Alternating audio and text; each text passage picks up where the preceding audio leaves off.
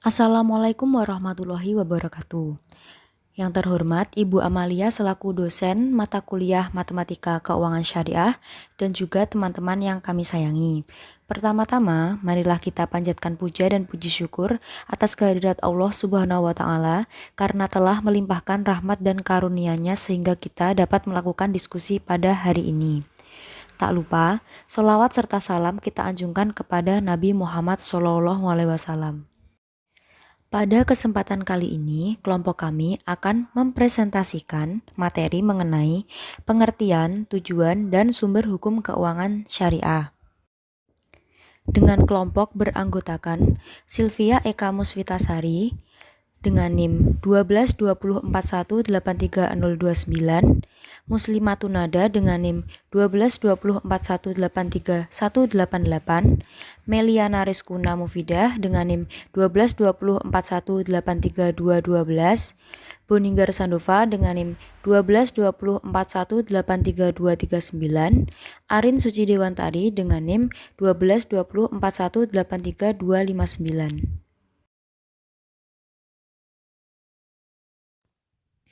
Pengertian keuangan syariah. Kata syariah berasal dari bahasa Arab, syara atau syariat, yang berarti hukum the Muslim law atau hukum Islam yang berarti perilaku yang terkait dengan nilai-nilai keimanan dan ketauhidan. Secara harfiah, syariah berarti jalan menuju tempat pengairan atau jalan lurus yang harus diikuti. Al-Quran telah menggunakan kata syariah dengan makna ini di dalam ayat yang artinya kemudian kami jadikan engkau Muhammad mengikuti syariat atau peraturan dan agama itu, maka ikutilah syariat itu dan janganlah engkau ikuti keinginan orang-orang yang tidak mengetahui. Quran Surat Al-Jathiyah ayat 18. Dalam konteks keuangan Islam, kata syariah digunakan secara reguler untuk menandakan aspek kepatuhan produk dan jasa keuangan. Keuangan syariah adalah sistem keuangan yang didasarkan pada syariah atau bangunan hukum. Ada perbedaan antara keuangan syariah dengan keuangan konvensional yang telah dikenal oleh kita semua. Keuangan syariah memiliki satu persyaratan utama, bahwa setiap transaksi keuangan harus sesuai dengan ketentuan syariah. Untuk dapat menjamin kepatuhan terhadap ketentuan syariah, ada prinsip-prinsip yang harus diikuti. Untuk menjamin kepatuhan terhadap ketentuan syariah, ada prinsip-prinsip yang harus diikuti, antara lain: 1. Keyakinan pada tuntutan ilahi. Dalam kenyataan manusia memang memerlukan tuntunan ilahi karena manusia itu mempunyai keterbatasan dan tidak memiliki kekuatan sendiri untuk mencapai kebenaran. Dalam tindakan dan perbuatan manusia, termasuk perbuatan dalam bidang keuangan, terkontrol dengan baik oleh supremasi kekuasaan dalam kehidupan di dunia ini, yang nanti akan berlanjut dengan kehidupan yang kekal di akhirat. Apakah perbuatan seseorang itu sudah benar atau salah, itu akan dipertanggungjawabkannya nanti di hadapan pengadilan Allah atau mizan di hari kiamat. Yang kedua, tidak ada bunga. Maksudnya, tidak boleh menerima bunga dari suatu pinjaman atau diminta membayar bunga atas suatu pinjaman. Di bank syariah, nasabah yang mengambil pembiayaan tidak dikenakan bunga. Untuk membiayai operasionalnya, bank syariah mengenakan bagi hasil kepada nasabahnya yang mengambil pembiayaan. Begitu juga dengan nasabah yang menyimpan dana di bank syariah, maka bank syariah akan mengenakan bagi hasil dari dana yang dititipkannya di bank syariah. Yang ketiga, tidak ada investasi haram. Dana-dana yang dikeluarkan dari bank syariah tidak boleh digunakan untuk investasi yang diharamkan oleh syariah, seperti memproduksi barang-barang yang diharamkan oleh syariah itu, misalnya alkohol, homer, senjata yang tidak diberi kewenangan oleh pemerintah, narkoba, dan sejenisnya, atau tidak membiayai operasinya pelacuran atau rumah bordil dan perjudian. Yang keempat, berbagi risiko dianjurkan. Dalam sistem keuangan syariah, anjuran berbagi risiko ini bertujuan untuk meningkatkan transparansi, saling percaya, kejujuran antara bank dengan nasabah. Tentu saja untuk maksud ini perlu diatur rambu-rambunya, seperti misalnya kerugian atau risiko itu bukan karena kelalaian, keteledoran, atau kesengajaan, tetapi karena bencana alam seperti banjir, tanah longsor, atau oleh perbuatan orang lain di luar kemampuan nasabah untuk mempertahankannya, seperti halnya dirampok atau dicuri orang yang harus dibuktikan dengan berita acara dari kepolisian. Yang kelima, pembiayaan didasarkan pada aset real. Dalam praktik keuangan syariah sudah menjadi keharusan bahwa pembiayaan syariah itu harus didasarkan atas aset real, karena dalam keyakinan sistem keuangan syariah, pembiayaan yang harus disalurkan melalui produk-produk syariah hanya bisa meningkat atau berkembang seiring dengan meningkatnya perekonomian real, dan dengan demikian juga sekaligus membantu menangkal spekulasi dan ekspansi kredit yang berlebihan.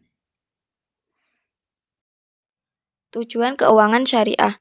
Tujuan keuangan syariah tentu tidak bisa lepas dari tujuan ekonomi syariah, karena keuangan syariah yang tidak lain adalah media dalam bisnis syariah. Islam merupakan agama yang berisi jalan hidup, atau bagaimana manusia menjalani kehidupan dalam semua aspeknya, termasuk dalam perekonomian.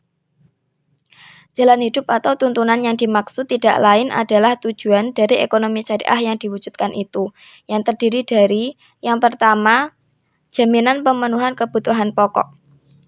Pemenuhan kebutuhan pokok tidak hanya menjadi kewajiban orang perorangan, melainkan juga menjadi kewajiban dan tanggung jawab pemerintah masing-masing negara untuk memakmurkan kehidupan rakyatnya. Untuk memenuhi kebutuhan pokok manusia dalam hidupnya, maka manusia harus bekerja. Dalam perspektif agama Islam, perintah untuk bekerja ini oleh Allah Subhanahu wa taala ditegaskan di dalam Al-Qur'an, di antaranya di dalam surat Al-Mulk ayat 15, di dalam Quran surat Al-Jumu'ah ayat 12, di dalam Quran surat Al-Jasiyah ayat 12. Jauh sebelum seorang anak manusia itu dewasa, agama Islam juga telah mengatur kewajiban kerabatnya untuk memenuhi kebutuhan pokoknya yang sejalan dengan firman Allah Subhanahu wa taala dalam Quran surat Al-Baqarah ayat 223. Selanjutnya, dalam konteks yang lebih luas, apabila kaum kerabatnya tidak mampu menafkahi keluarganya, maka negaralah yang berkewajiban memenuhi kebutuhan pokoknya sesuai dengan firman Allah Subhanahu wa taala dalam Quran surat At-Taubah ayat 103. Tujuan keuangan syariah yang kedua yaitu keadilan dalam ekonomi. Menurut persepsi Islam, dalam kehidupan bermasyarakat, setiap orang mempunyai hak dan kewajiban yang harus dipenuhi. Bagaimana setiap orang harus berbuat terhadap dirinya sendiri, tanpa melupakan bagaimana orang tersebut harus berbuat untuk kepentingan orang lain atau masyarakat di lingkungannya. Bersamaan dengan hal ini, negara juga mempunyai kewajiban untuk mengawasi dan juga mengatur dengan baik agar jangan sampai terjadi kesenjangan yang dapat mengakibatkan kerugian negara, individu, masyarakat, maupun lingkungannya. Dengan kata lain, Islam memberikan keleluasaan kepada seseorang untuk melakukan aktivitas ekonomi sesuai dengan keahlian dan kemampuannya masing-masing. Tetapi tidak boleh mengabaikan kewajibannya terhadap negara dan masyarakat lingkungannya. Seperti halnya kewajiban membayar pajak untuk kepentingan negara dalam melaksanakan pemerintahan dan membangun fasilitas umum, dan memenuhi kewajiban berzakat dan anjuran berinfak, serta bersedekah sebagai partisipasinya dalam membangun kesejahteraan masyarakat dan lingkungan. Jika antara negara dan masyarakat dapat bersinergi dengan baik, maka akan semakin dekat dengan kesejahteraan bersama. Selanjutnya, poin yang ketiga yaitu stabilitas dan pertumbuhan ekonomi. Di sini, kata stabilitas mengandung makna situasi dan kondisi perekonomian suatu negara yang berada dalam keadaan tidak mengalami gangguan yang merugikan negara dan rakyatnya. Misalnya, tidak terjadi inflasi, deflasi, krisis moneter, dan krisis ekonomi secara keseluruhan. Kondisi stabil yang demikian menjadi idaman semua negara, dan hal tersebut dapat dibuktikan oleh negara-negara yang menganut sistem ekonomi Islam atau syariah yang cenderung stabil perekonomiannya dibandingkan dengan negara-negara yang menganut paham sistem ekonomi liberal atau kapitalis. Keberhasilan sistem ekonomi syariah dalam mempertahankan stabilitas ekonomi tidak lain dikarenakan sistem ekonomi syariah konsekuen dan konsisten untuk menjauhi aktivitas ekonomi atau keuangan yang diharamkan dalam syariat, seperti riba, gharar, maisir, rekayasa harga, talaqi rukban, tidak melakukan penimbunan barang, tidak melakukan monopoli, dan tidak memperdagangkan uang. Sedangkan pertumbuhan ekonomi dalam perspektif syariah mengandung makna bahwa apa yang diinginkan oleh ekonomi syariah adalah terjadinya pertumbuhan dan penambahan produksi barang dan jasa yang diperdagangkan untuk memenuhi kebutuhan umat, sehingga semua orang dapat berpartisipasi, baik sebagai produsen, pedagang perantara, agen, supplier, maupun sebagai pemakai barang dan jasa. Berdasarkan hal tersebut, maka dapat ditarik suatu kesimpulan bahwa kunci keberhasilan sistem ekonomi syariah diantaranya adalah yang pertama, tidak melakukan perbuatan terlarang menurut ketentuan syariah, dan yang kedua, semua orang mendapatkan kesempatan dalam aktivitas perekonomian dan perdagangan sesuai dengan kemampuannya masing-masing. Lalu, hal ini tentu saja berbanding terbalik dengan sistem ekonomi liberal, di mana negara-negara yang menerapkannya banyak sekali yang terindikasi gagal.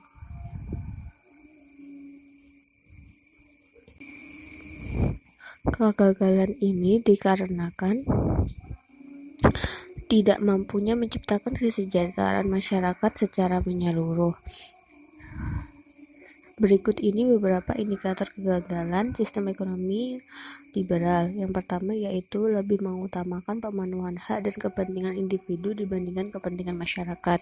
Yang kedua, dalam memanfaatkan sumber daya alam yang terbatas, di mana yang seharusnya digunakan untuk kemakmuran rakyat malah dalam praktiknya disalahgunakan untuk memenuhi ambisi kelompok orang kaya atau bermodal saja.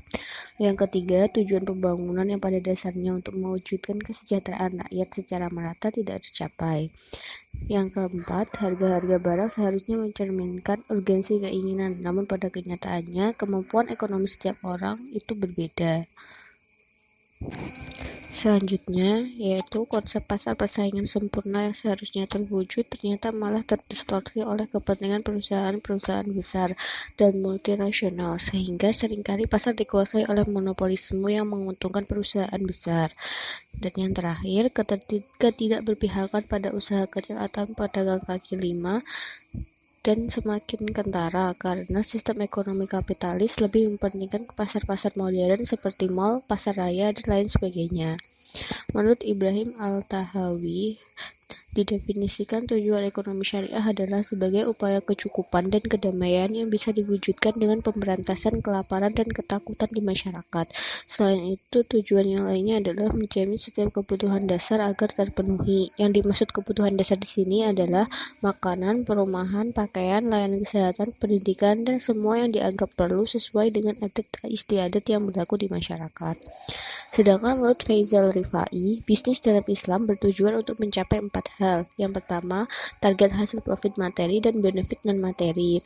Yang kedua, pertumbuhan, yaitu jika profit materi dan benefit non-materi sudah diraih, maka diupayakan pertumbuhan kenaikan dari profit dan benefit tersebut secara berkala.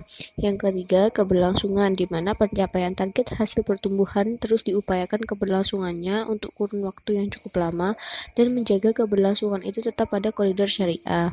Lalu yang terakhir yaitu keberkahan atau upaya mencapai ridho Allah. Di sini para pengelola bisnis haruslah mematok orientasi keberkahan menjadi visi misi bisnisnya agar senantiasa berada di dalam koridor syariah untuk meraih ridho Allah Subhanahu wa taala. Selanjutnya, kelompok kami akan membahas tentang sumber hukum keuangan syariah. Nah, sumber hukum keuangan syariah ada 12. Yang pertama yaitu Al-Quran. Al-Quran adalah sumber utama hukum Islam yang merupakan kumpulan wahyu yang disampaikan Allah kepada Nabi Muhammad SAW. Pada Al-Quran mengandung sekitar 500 perintah yang bersifat hukum dan 20 diantaranya adalah tentang isu-isu ekonomi yang dikelompokkan dalam 4 rubrik. Yang pertama yaitu tentang perintah-perintah singkat. Yang kedua, perintah-perintah singkat dan terperinci. Yang ketiga, perintah-perintah yang terperinci, dan yang terakhir yaitu prinsip-prinsip pedoman pokok.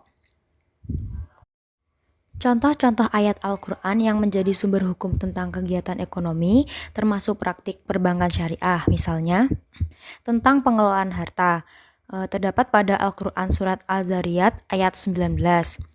Lalu tentang riba terdapat pada surat Ali Imran ayat 130, dan yang terakhir tentang perdagangan terdapat pada Al-Quran surat Ar-Rahman ayat 9.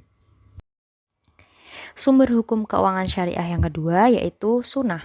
Sunnah adalah ajaran-ajaran Nabi Muhammad SAW yang disampaikan lewat ucapannya, tindakannya, dan persetujuannya. Hadis adalah sesuatu yang bersifat teoritik, sedangkan sunnah adalah pemberian sesungguhnya. Hadis dan sunnah berfungsi sebagai petunjuk-petunjuk praktis yang tidak dijelaskan secara lengkap di dalam Al-Quran. Nah, contoh-contoh hadis yang dijadikan sumber hukum yaitu ada hadis tentang ekonomi, bunyinya, sesungguhnya Allah tidak menyukai kalian menyia-nyiakan harta. Hadis riwayat Bukhari. Lalu ada hadis tentang perdagangan. Berbunyi, pedagang yang jujur dan dapat dipercaya termasuk dalam golongan para nabi, orang-orang yang benar-benar tulus, dan para syuhada. Hadis riwayat Tirmizi, Darimi, dan Daraqutni. Lalu ada hadis tentang riba yang bunyinya, sesungguhnya riba itu bisa terjadi pada jual beli secara utang atau kredit. Hadis riwayat Bukhari, Muslim, dan Ahmad. Lalu ada hadis tentang utang. Bunyinya, barang siapa berutang sedangkan ia benar-benar berniat akan melunasinya, maka Allah akan menugaskan sekelompok malaikat untuk menjaganya dan mendoakan baginya sehingga ia dapat melunasinya. Hadis riwayat Ahmad dan Aisyah. Sumber hukum yang ketiga yaitu ijma. Ijma adalah kesepakatan para mujtahid atau ahli hukum yang menemukan hukum syara sesudah zaman Nabi Muhammad SAW mengenai hukum suatu kasus tertentu. Tidak semua mazhab dalam Islam menerima ijma dalam konsep seperti ini. Nah, ahli-ahli hukum mazhab Hambali hanya menerima ijma para sahabat Nabi Muhammad SAW. Sedangkan ijma sesudah generasi tersebut tidak lagi diterima dengan alasan bahwa kemungkinan terjadinya ijma seperti itu secara faktual adalah sulit. Di lain pihak, ada pendapat bahwa ijma adalah kesepakatan umat, bukan kesepakatan mujtahid saja. Nah, ijma ini penting untuk masalah keuangan Islam karena model-model perbankan Islam tidak disebut dalam Al-Quran atau dalam hadis. Meskipun prinsip-prinsip pokok yang mengatur sistemnya itu ada, namun konsekuensinya perkembangan perbankan Islam banyak sekali didasarkan pada konsensus para sarjana dan ahli hukum Islam di tingkat nasional maupun internasional. Misalkan ada Handbook of Islamic Banking yang diterbitkan oleh International Association of Islamic Banks yang memberikan kerangka kerja untuk institusi-institusi keuangan Islam. Lalu jika ditinjau dari sudut menghasilkan hukum ini, maka dibagi menjadi dua. Yang pertama yaitu ijma syarih dan yang kedua yaitu ijma sukuti. Selanjutnya ada qiyas.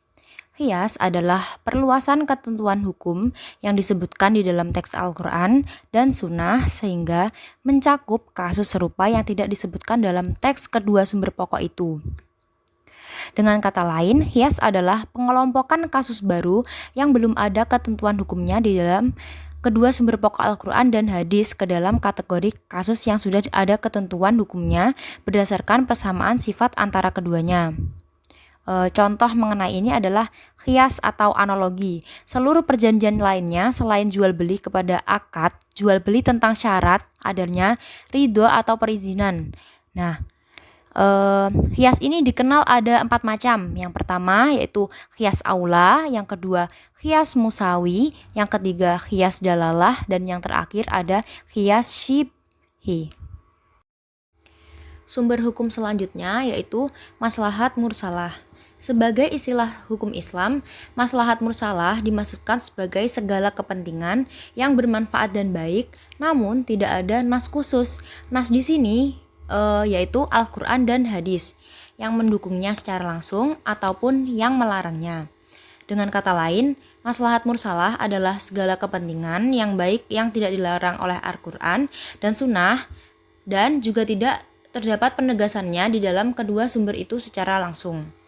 Apabila suatu kepentingan yang baik ditegaskan secara langsung dalam Al-Quran dan hadis, itu disebut maslahat mutobaroh. Dan apabila sesuatu menurut anggapan kita baik dan bermanfaat tetapi dilarang dalam kedua sumber tekstual itu, maka disebut mulgah atau batal. Sementara itu, maslahat mursalah ini bersifat netral, dalam artian tidak ada larangannya dalam Al-Quran dan hadis, tetapi juga tidak ada pembenarannya secara langsung, namun selaras dengan prinsip umum yang terkandung dalam dan dapat disimpulkan dari nas Al-Quran dan hadis.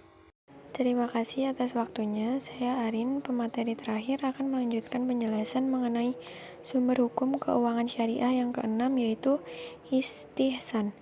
Dalam ilmu usul fikih, istihsan diartikan sebagai meninggalkan ketentuan hukum yang umum berlaku mengenai suatu kasus dengan mengambil ketentuan hukum lain karena adanya alasan hukum untuk melakukan hal yang demikian. Misalnya saja, aturan umum dalam hukum Islam adalah bahwa harta wakaf tidak boleh dijual, dihibahkan atau diwariskan. Akan tetapi dalam keadaan khusus, di mana apabila wakaf tidak dijual, akan terjadi pemubaziran. Sementara tindakan pemubaziran itu dilarang, maka wakaf diperbolehkan dijual dengan melanggar aturan umum mengenai larangan menjual wakaf tersebut. Jadi, pembolehan menjual harta wakaf dalam kasus ini didasarkan pada istihsan. Sumber hukum selanjutnya yang ketujuh adalah istishab.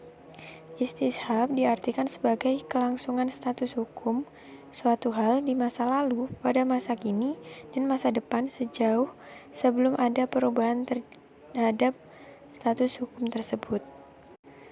Misalnya, seorang yang hilang yang tidak diketahui rimbanya, maka statusnya dianggap tetap masih hidup sampai terbukti ia telah meninggal atau dinyatakan telah meninggal oleh keputusan hakim. Oleh karena itu, belum ada bukti bahwa ia telah meninggal atau selama belum dinyatakan meninggal oleh keputusan hakim, maka harta kekayaannya belum dapat dibagikan kepada ahli waris. Istishab sendiri ada 3 macam. Yang pertama, kelangsungan status hukum kebolehan umum, yaitu segala sesuatu di luar perkara ibadah diperbolehkan hukumnya sampai ada dalil yang menunjukkan lain atau melarang hal tersebut. Yang kedua adalah kelangsungan kebebasan asli, menyatakan bahwa seseorang menurut status hukum yang asli adalah bebas dari beban-beban dan kewajiban hukum sampai ada bukti yang menunjukkan yang lain. Dan yang ketiga, kelangsungan hukum yang sudah ada adalah status hukum yang sudah ada di masa lampau terus berlaku hingga ada dalil yang menentukan lain atau merubahnya. Sumber hukum yang ke-8 yaitu sadid syariah atau tindakan preventif. Sebagai terminologi hukum Islam, sadid syariah merupakan tindakan preventif dengan melarang suatu perbuatan yang menurut hukum syarak sebenarnya diperbolehkan. Namun melalui ijtihad, perbuatan tersebut dilarang karena dapat membawa kepada suatu yang dilarang atau yang menimbulkan mudarat. Para ahli usul fikih mendefinisikan sadid syariah sebagai pencegahan perbuatan-perbuatan yang mengakibatkan kerugian yang muktabar, meskipun awalnya perbuatan-perbuatan tersebut mengandung maslahat. Sumber hukum keuangan syariah yang ke-9 yaitu urf atau adat. Dalam terminologi hukum Islam, Urf atau adat itu adalah suatu hal yang diakui keberadaannya dan diikuti oleh dan menjadi kebiasaan dalam masyarakat, baik berupa perkataan maupun perbuatan, sepanjang tidak bertentangan dengan ketentuan nas-nas syariah atau ijma. Urf ada dua macam. Yang pertama, urf syahih, ialah adat kebiasaan yang dilakukan oleh orang-orang yang tidak bertentangan dengan dalil syara', tiada menghalalkan yang haram dan tidak membatalkan yang wajib. Misalnya saja adat kebiasaan membayar mahar. Yang kedua ada urf fasid, ialah adat kebiasaan yang dilakukan oleh orang-orang yang berlawanan dengan ketentuan syariah, karena membawa kepada menghalalkan yang haram atau membatalkan yang wajib. Misalnya kebiasaan-kebiasaan dalam akad perjanjian yang bersifat riba. Hukum Islam mengakui adat istiadat masyarakat sebagai sumber hukum, akan tetapi dengan beberapa syarat. Yang pertama, adat tersebut tidak bertentangan dengan nas Al-Quran dan hadis atau ijma. Yang kedua, adat itu konstan dan berlaku umum di dalam masyarakat. Untuk sumber hukum yang ke-10 yaitu qaul sahabat Nabi SAW.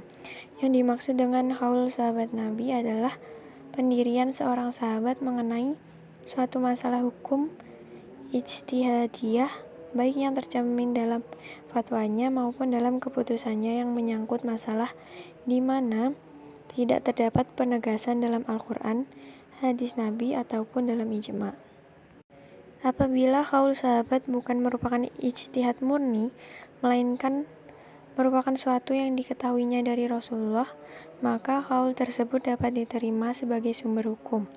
Akan tetapi apabila qaul sahabat merupakan hasil ijtihad murni, maka qaul tersebut diperselisihkan oleh ahli hukum apakah dapat menjadi sumber hukum atau tidak. Pendapat yang lebih kuat menyatakan bahwa ijtihad murni tidak dapat dijadikan sumber hukum, dikarenakan dalam ijtihad murni, para sahabat Nabi mengalaminya secara langsung, sedangkan sahabat Nabi sendiri sama saja dengan manusia biasa, maka tidak bisa dijadikan sumber hukum. Selanjutnya yang ke-11 adalah hukum agama samawi terdahulu. Hukum agama samawi terdahulu adalah ketentuan hukum yang dibawa oleh para nabi sebelum Nabi Muhammad SAW, seperti Nabi Ibrahim AS, Nabi Musa AS, Nabi Isa AS, dan yang lainnya. Dan dalam Al-Quran dan hadis, ketentuan apabila hukum agama terdahulu itu tidak terdapat konfirmasi dalam hukum Islam, maka tidak menjadi sumber hukum Islam. Sumber hukum keuangan syariah yang terakhir adalah undang-undang. Selain dari sumber-sumber hukum yang disebutkan, masih ada lagi sumber hukum yang tidak kalah pentingnya dan bahkan banyak mewenangi hukum keuangan syariah di negara Indonesia, yaitu undang-undang. Yang pertama ada Undang-Undang Nomor 21 Tahun 2008 tentang Perbankan Syariah. Yang kedua ada Undang-Undang Nomor 19 Tahun 2008 mengenai Surat Berharga Syariah Negara atau SBSN. Dan yang ketiga beberapa peraturan dan edaran Bank Indonesia dan Bapepam atau LK atau sekarang disebut Otoritas Jasa Keuangan atau OJK. Demikian presentasi yang dapat kami sajikan. Bila ada kurangnya mohon dimaafkan. Wassalamualaikum warahmatullahi wabarakatuh.